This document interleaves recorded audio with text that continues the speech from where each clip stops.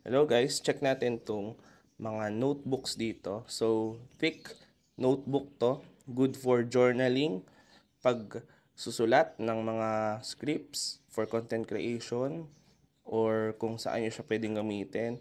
So, ang size ng mga notebook na to ay A5 and 360 pages na rin siya.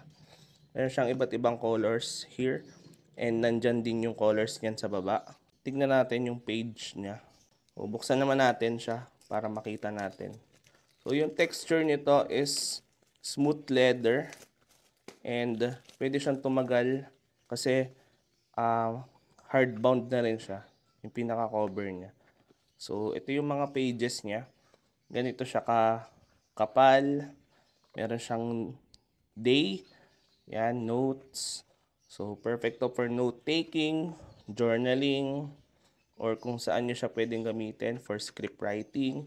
May kasama na rin siyang maliit na bookmark dito para madali nyo mabalikan yung pinaka-recent na ginagawa nyo. So if you're interested in this notebook, I'll just put the link down below and follow for more.